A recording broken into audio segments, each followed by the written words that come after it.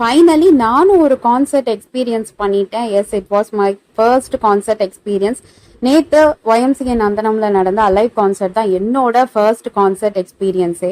கேட்கறவங்களுக்கு கிரிஞ்சா தான் இருக்கும், என்ன இது வரைக்கும் கான்சர்ட்டே போனதில்லை அப்படின்னு நினைப்பீங்க. பட் ஆக்சுவலி அப்படிதான். பொதுவாக கான்சர்ட்னாவே பாப் சிங்கர்ஸோ இல்ல சினி செலிபிரிட்டி சிங்கர்ஸோ வந்து கண்டக்ட் பண்ணா நல்லா இருக்கும்.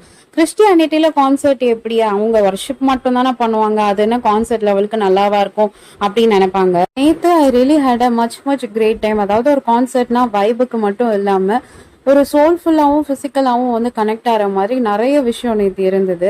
லைக் வர்ஷிப் பண்ணோம், வி ஷெட் டியர்ஸ், டான்ஸும் பண்ணோம், சாங்கும் பாடினோம், அதே சமயம் வந்து காட் கூடயும் வந்து கனெக்டடாக இருந்தோம்.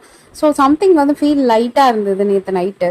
இதை பார்த்துட்டு இருக்க மற்ற ரிலீஜியஸா இருக்கட்டும், இல்ல ஆர்த்தடாக்ஸ் கிறிஸ்டியன்ஸ்னா இப்படிதான் இருக்கணும்னு டேக் போட்டு சுத்துற சில பேரா இருக்கட்டும், இதை பார்க்கும்போது என்ன இப்படியெல்லாம் குத்தாட்டம் பண்ணி கிறிஸ்டியானிட்டியை ஸ்பாயில் பண்றாங்க அப்படின்ற ஒரு கொஸ்டின் தான் வந்து கேட்பாங்க. அங்க இருந்தது மெஜாரிட்டி யங்ஸ்டர்ஸ் தான். எப்ப வைப் பண்ணுமோ அப்ப வைப் பண்ணாங்க, எப்ப வந்து காட சீக் பண்ணுமோ அப்ப ஃபுல் ஹார்ட்டடா அதை பண்ணாங்க.